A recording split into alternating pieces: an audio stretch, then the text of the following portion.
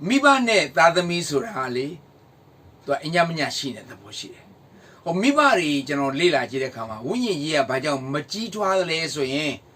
다듬이리 장 들어 아소샤진 칸. 다듬이리야 래 바정 운이 이야 멋지 좋아하네 미바우 소샤하래 소인 다듬이리 녜신 땅지 클리보아래가 미바가 들어의 운이 이고 마퓨수자. 저는 별로 레드만 봐도야 소인 그래 이나우소리만 찜매 소인 다드미가 미바고 스웨차로 미바 원예야 마지화우 마칸강우 칼레레 원예야 바장 마지화래 소인 미바리야래 तकिन 알루로네 아니 녜센 땅지 클리보아래야 대화장 칸이 처음만 뼈들어 보노 또는 소마지 마시부 노고도네 머니베네 아다션라비소인 딘딘 짜짜네 마소마오 예브로이 엘리소레 두 클리레고 딘딘 짜짜 마소마로 두 고레 제조 띠도아레 머호불라 두 클리레레 띠공자레 머호불라 알로가 저노တဆွေတင်ပြောလုံးပြုတ်တာလေဆိုတော့ဒါကိုကျွန်တော်ကအရန်အရေးကြီးတယ်ဒါကိုသိပြီးတော့ကျွန်တော်ဂရီထားဖို့လိုပြီးတော့ကျွန်တော်သတိပေးခြင်းတယ်အိဘက်ခန်းကြီး6အငယ်4မှာဗာပြောလို့ဆိုရင်ကိုသားသမီးကိုစိတ်ဆိုးစေခြင်းကမပြုကြနှင့်သခင်ဖျား၏အလိုတော်နှင့်ညီသောဆုံးမသွန်သင်ခြင်းကိုပြုလျက်ကျွေးမွေးကြလော့အဲ့တော့ဝိညာဉ်ရေးရာဘိုင်းမှာသားသမီးတွေကိုပြုစုတတ်ဖို့အရန်လိုတယ်တချို့သောသူတွေကကလေးတွေစိတ်ဆိုးအောင်ဇာတိပဂရိစကားတွေကြံ့ကြံ့တန်တန်စကားတွေဆဲဆိုတဲ့စကားတွေနှိမ်တဲ့စကားတွေအပြစ်တင်တဲ့စကားတွေတစ်ချိန်လုံးပြောနေတာလေအကြတော့ကလေးတွေဘာဖြစ်သွားလဲစိတ်ဆိုးလာတယ်ကလေးတွေဆိုတာသိမလားအဘေးစကားပြောမယ်သူတို့ရဲ့ဒီလှုပ်ဆောင်တဲ့အရာတွေအောင်မြင်တဲ့အရာပဲဖြစ်ဖြစ်မအောင်မြင်တဲ့အရာပဲဖြစ်ဖြစ်အကြံပေးတတ်ဖို့ဒါဆိုသူတို့ကပြောတယ်ဥမာမအောင်မြင်ဘူးဆိုတော့ဒါစိတ်ရမကြနဲ့သမီးစိတ်ရမကြနဲ့နောက်တစ်စုံသမီးအောင်ပြီဒါမျိုးလေးတွေပေါ့တကယ်လို့အောင်နေဆိုရင်ဘာကွန်ပျူတာမိုးကွန်ပျူတာဒါဆိုသူတို့ကလှုပ်ချင်တဲ့စိတ်တွေကပိုဖြစ်လာတယ်အဲ့တော့ကျွန်တော်တို့ကအဲ့ဒီပိုင်းတွေမှာအားနေပြီးတော့အပြစ်တင်မှုတွေလှုပ်လာမင်းနောက်နှုတ်ကပတ်တော်ကျမ်းစာပြောတဲ့အတိုင်းသားတွေသမီးတွေဒီလိုသွန်သင်ထားတယ်ဆိုတာမပြောတော့သူတို့မလုပ်တတ်ဘူးဒါသူတို့ပြစ်မို့ကိုပြစ်နောက်ကျွန်တော်အကြံပေးခြင်းနဲ့အရာတစ်ခုရှိတယ်အဲ့ဒါဘာလဲဆိုရင်မိတ်ဆွေရဲ့ယက်တီမှုကဖျားပေါ်မှာယက်တီသလားဒါမှမဟုတ်ငွေကြေးပေါ်မှာပဲယက်တီနေသလားဒါမှမဟုတ်အလုတ်ကင်ပေါ်မှာယက်တီသလားဒါမှမဟုတ်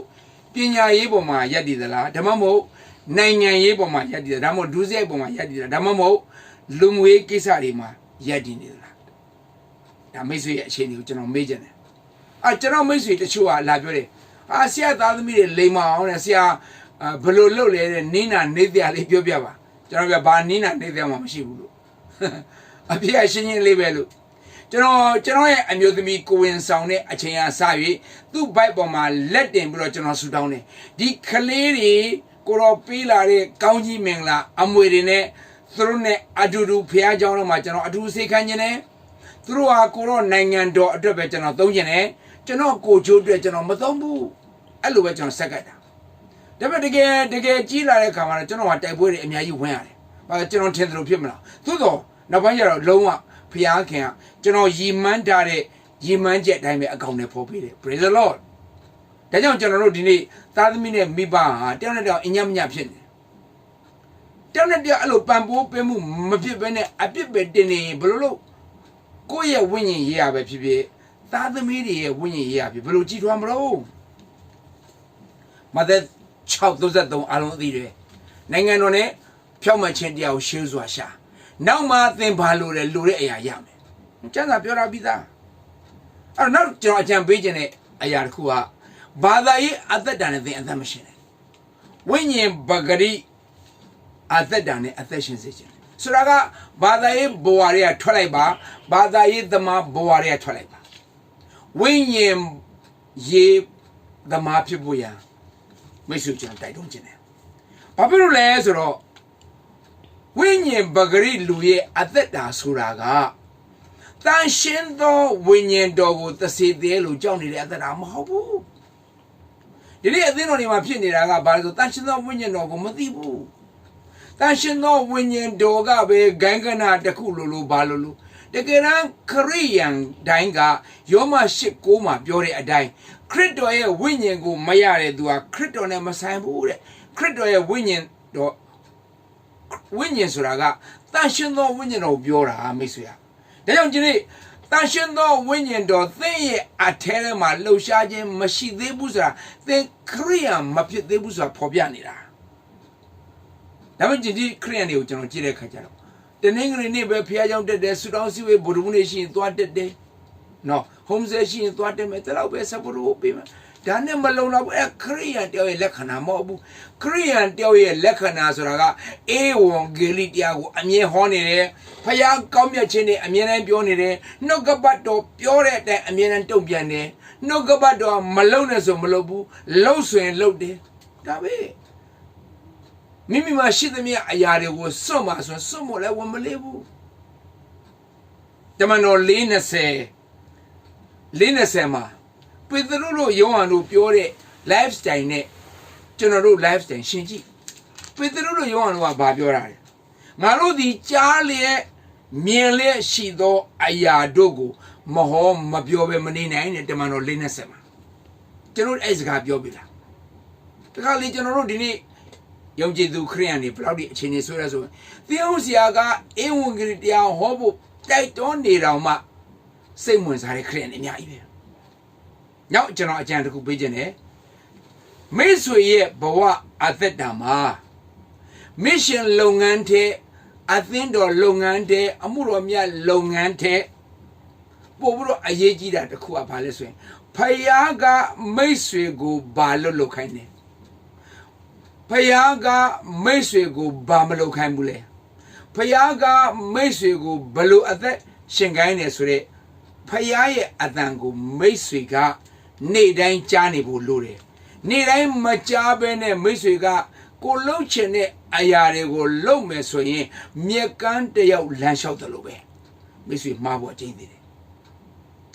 အဲ့ဒါဖယားမလုပ်ခိုင်းတဲ့အလုပ်ကိုမိတ်ဆွေကဥမာဆိုရပါစို့ဖယားကမိတ်ဆွေကိုကားမယောင်းခိုင်းဘူးလေမိတ်ဆွေကားသွားယောင်းတယ်အဲ့တော့မိတ်ဆွေ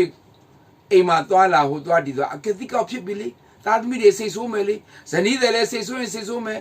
လင်ကစိတ်ဆိုးရင်စိတ်ဆိုးမယ်ဘာလို့ဒီကားကိုမိတ်ဆွေကိုပေးထားတာကသာသနာလုပ်ငန်းမှာတွင်ကြဲကြဲလုပ်ဖို့ရန်ပေးထားတာမိတ်ဆွေကသူတစ်ပါးကိုသွားပြီးတော့လှူလိုက်တယ်ဒါမှမဟုတ်အသင်းတော်ကိုသွားလှူလိုက်တယ်ဆိုတဲ့ခါမှာမိတ်ဆွေမိသားစုထဲမှာနားလည်မှုတွေလွဲကုန်ပြီအဲ့တော့တဖြည်းဖြည်းနားလည်မှုလွဲခြင်းဟာဝိညာဉ်ရေးရာကြာဆင်းဖို့ရဲ့ကနဦးခြေလှမ်းဖြစ်တယ်ဟာလေလုယာဒါကိုတရားနားလည်စေခြင်းတယ်အဲ့တော့တခါတည်းချုံမိတ်ဆွေလည်းပြောတယ်ဆရာရဲ့ဖယားအတန်လားဒါပေမဲ့ကျွန်တော်ရဲ့စိတ်အထင်လားခံစားမှုလားဘယ်လိုခွဲခြားမလဲလွယ်လွယ်လေးဖယားအတန်မှန်ရင်မိတ်ဆွေရဲ့စိတ်ကရှင်းလင်းနေမယ်တည်ကြည်နေမယ်ကျေနပ်နေမယ်တိတ်တိမ်ရောင်ရဲနေမယ်နော်တကယ်လို့အဖြေရတာနေမယ်မြန်ဒါပဲကွာမယ်ဒါပေမဲ့နောက်ဆုံးကြတော့ဖယားပြောတဲ့အတန်တိုင်းပြည့်ကိုပြည့်စုံတယ်နောက်ဝိညာဉ်ရေးပိုင်းမှာမိတ်ဆွေကလန်းဆန်းနေမယ်ဘာပဲလို့မိတ်ဆွေကဖယားပြောမှလွတ်တဲ့အလေးချိန်ရလာမယ်အဲ့တော့ကျွန်တော်တို့ကတကယ်လို့ဖယားကမိတ်ဆွေကိုမပြောဘဲနဲ့မိတ်ဆွေလှုပ်လိုက်ရင်မိတ်ဆွေရဲ့အသက်တာမှာဆုံးရှုံးမှုတွေတစ်ခုပြီးတစ်ခုကြုံလာရင်မိတ်ဆွေကအိမ်တော်ဦးစီးယောက်ျားပြည့်မိမမလေးစားတော့သားသမီးတွေကလည်းမလေးစားတော့အမျိုးတွေကလည်းကန့်ကွက်လာမယ်ကျွန်တော်ပြောပြန်ခရိယန်အိမ်တော်စုဆိုတာကရှိတဲ့လက်တဆုပ်မိသားစုတိမ်ထဲမှာနားလည်မှုလွဲနေဘလို့ตายရတဲ့အိမ်တော်ဖြစ်မလို့ตายရတဲ့အိမ်တော်မဖြစ်တဲ့သူတိုင်းအားလုံးကဝိညာဉ်ရမကြီးထွားဘူးဒုစရိုက်ထဲမှာပဲကြီးထွားလာမှာဖြစ်တယ်အဲ့တော့မိတ်ဆွေနောက်ထပ်ကျွန်တော်အကြံပေးခြင်းတဲ့တစ်ခုအရာတစ်ခုကဘာလဲဆိုရင် Holy Bible ထဲမှာပြောတဲ့စကားတိုင်းကိုမိတ်ဆွေကတုံ့ပြန်ရမယ်ဥပမာဆိုတော့ဓမ္မအောင်ကာလမှာပြောတဲ့လွတ်ရက်တွေရှိတယ်ပြောတဲ့စကားတွေလွတ်ရက်တွေရှိတယ်ဓမ္မသစ်ကာလမှာလွတ်ရက်တွေအဲ့နှစ်ခုကတချို့မတူတာတွေအများကြီးရှိတယ်မတူဘူးဆိုတာက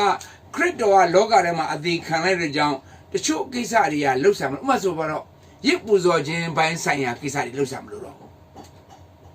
အသေးသွန်းလုံးခြင်းပိုင်းဆိုင်ဒါတွေလှုပ်ရှားမလို့ဘူးနော်နန္ဒပေါင်းနဲ့ပတ်သက်တဲ့ဟာတွေလှုပ်ရှားမလို့ဘူးအဲ့တော့ဒါကြောင့် အဲ့ဒီလှုပ်ရှားမလို့တဲ့အရာတွေကိုလှုပ်ရင်မိတ်ဆွေရဲ့ဝိညာဉ်ရဲ့ဘရောမကြည့်သွားဘူးဘာသာရေးပဲဆန္ဒပါအဲ့တော့နောက်အကြံပေးခြင်းတဲ့အရာတွေကဆေပုတ္တပုကိုဆက်ထားပါအဝုသီးကိုဒီဓမ္မသစ်ကာလမှာလည်းဆက်ထားပါဘာလို့ဆိုဒါတွေကဓမ္မဟောင်းမှာပဲလှုပ်ပြီးတော့ကြံခဲ့တဲ့အရာတွေမဟုတ်ဘူးဓမ္မသစ်အထိ carry over ဆက်ပြီးတော့လှုပ်ရမယ့်အရာဖြစ်အဲ့ဒါဘာကြောင့်လဲဆိုရင်မိတ်ဆွေကဖခင်ရဲ့ကျေးဇူးကိုသိတတ်တဲ့သူမှန်တယ်ဖခင်ကိုကျေးဇူးတင်တတ်တဲ့သူမှန်တယ်ဖခင်ရဲ့ကောင်းကြီးမင်္ဂလာတွေကိုရေတွက်တတ်တဲ့သူမှန်ရင်ဒါကလှုပ်ကိုလှုပ်မှာပဲမဿဲ23အငယ်23မှာပြောထားပြီးသားအရင်ဆိုသောအရာတို့ကိုမလတ်မထားနောက်ဆိုသောအရာတို့ကိုကျင့်ရမယ်တဲ့ဟာလေလုယာကျင့်ရမယ်ဆိုတဲ့သဘောကဘာကိုပြောချင်တာလဲမိတ်ဆွေမလှုပ်ချင်တဲ့လှုပ်ချင်တဲ့လှုပ်အဲ့ဒါကိုကျင့်တယ်ပြောတာယေအရင်ဆိုသောအရာပါလေစပုရုထားတဲ့ကိစ္စနောက်ဆိုသောအရာဆိုတာပါလေဖြောင့်မတ်စွာကျင့်ခြင်းတရားသဖြင့်ပြုခြင်းသစ္စာရှိခြင်းဆိုတာအင်္ဂလိပ်ကျမ်းစာမှာ faith ယုံကြည်ခြင်းရှိခြင်းအနောက်မိတ်ဆွေကိုအကြံပေးခြင်းတစ်ခုဟာမိတ်ဆွေဝိညာဉ်ရေးရာကြီးတွားခြင်းနဲ့ဆိုရင်လိန်ပြောတဲ့အလုပ်ကိုဘယ်တော့မှမလုပ်နဲ့ဘယ်တော့မှမလုပ်နဲ့အမှန်တိုင်းပဲပြောကျမ်းစာမှာပြောထားတဲ့သုတ္တန်ကျမ်းမှာကျွန်တော်တို့နှုတ်ကမှန်ကန်စွာပြောတတ်တဲ့သူကိုဘယင်ကနမ်းမှာတဲ့ဟာလေလုယာအခုဆိုနိုင်ငံတော်သမ္မတနမ်းမှာအာမင်အတိုင်ပင်ကမိတ်ဆွေကိုနမ်းလိုက်မယ်ဘာဖြစ်လို့ဆိုတော့မိတ်ဆွေအမှန်တိုင်းပြောတဲ့ကြောင့်နိုင်ငံတော်ကချီးမြှင့်မှာဖြစ်တယ်အာမင်ယောဟန်ခန်းကြီး8အငယ်44မှာပြောထားပြီးသားလေစာဒန်မာနသည်မုသာရဲ့အဘလို့ပြောထားတယ်အဲ့တော့မုသာရဲ့အဘဆိုရင်မိတ်ဆွေကလိန်ပြောတယ်ဆိုတော့ဒါကစာဒန်ရဲ့လုပ်ရဖြစ်တယ်ထာဝရဘုရားရဲ့လုပ်ရမဟုတ်ထာဝရဘုရားလိန်မပြောတတ်ဘူးမိတ်ဆွေကဘုရားသားလို့ပြောပြီးတော့ခရိယန်ပြောပြီးမှလိန်ပြောနေတယ်ဆိုရင်ဘုရားသားမဖြစ်သေးဘူးမိတ်ဆွေအထင်ပဲခရိယန်ဖြစ်နေတာတကယ်လက်တွေ့မှာမိတ်ဆွေကိုယ်တိုင်ကခရိယန်မဖြစ်သေးဘူးအဲ့တော့ကျွန်တော်တို့အကြံပေးချက်တစ်ခုကျွန်တော်ပေးခြင်းသေးတယ်အဲ့ဒါဘာလဲဆိုရင်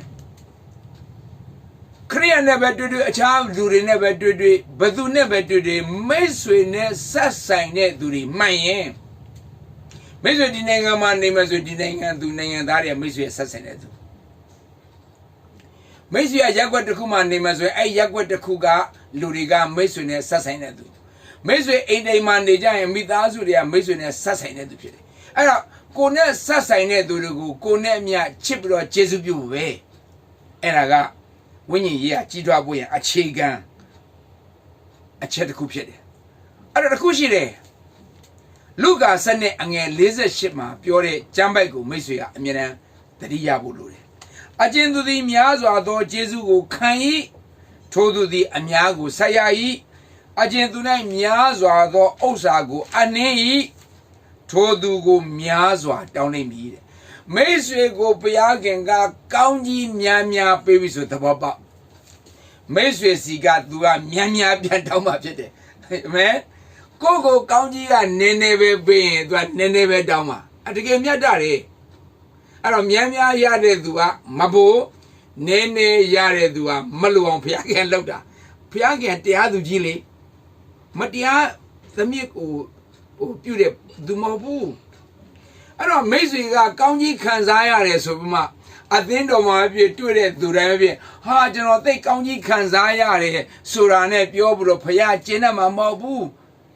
မိတ်ဆွေကောင်းကြီးခံစားရတဲ့အရာကိုပြန်ရှင်းရမှာတချို့သောသူတွေသက်သေခံချက်ကိုကျွန်တော်ကြားဘူးတယ်ဟာဘုရားကျွန်တော်အိမ်နေအများကြီးပဲသူများပြန်ရှင်းမဝိနိုင်တဲ့သူအများကြီးရှိတယ်ဟာကျွန်တော်အစားတွေအများကြီးစားရတယ်ဗျာဆိုရင်ပြန်ရှင်းအခုလို COVID-19 period ကျွန်တော်တို့အနားယူနေရတဲ့အချိန်မှာရှဲဖို့အရန်ကောင်းတယ်နိုင်ငံတော်ကလှုပ်တဲ့ကဏ္ဍတွေမှာမိတ်ဆွေကရှဲနိုင်မယ်ဆိုရင်နိုင်ငံတော်ကလည်းမိတ်ဆွေချစ်မှာတခါလေကျွန်တော်တို့ခရိယန်တွေရဲ့အသက်တာမှာကျွန်တော်ပြန်ကြည့်တဲ့အခါမှာပုံမလာဘူးဘာဖြစ်လို့ပုံမလာဆိုရင်ကောင်းကြီးခံစားရတယ်ဆိုပြီးတော့ဘာမှထွက်မလာဘူးဒါကဝါကြွားမှုပုံစံမျိုးအမြင်ကက်စရာဖြစ်တယ်အဲ့တော့နောက်တစ်ခုကျွန်တော်အကြံပေးချင်တာကမိတ်ဆွေရဲ့ဝိညာဉ်ရေးဟာကြီးတွားခြင်းနဲ့ဆိုရင်သူတို့ဘာကိုခွင့်မလွတ်ပဲမနေလိုက်နဲ့အဲ့ဒါအန္တရာယ်ပဲနှစ်ကောခန်းကြီးနှစ်အငယ်30နဲ့17မှာဘာပြောလဲဆိုရင် မိတ်ဆွေကတဲ့သူတစ်ပါးရဲ့အပြစ်ကိုခွင့်မလွတ်နိုင်တော့ဘူးဆိုရင်တဲ့မိတ်ဆွေကစာတန်ရဲ့ခြေပွားအောင်ရောက်သွားပြီအာမင်တကယ်တမ်းဆိုရင်ကျွန်တော်တို့ကစာတန်ရဲ့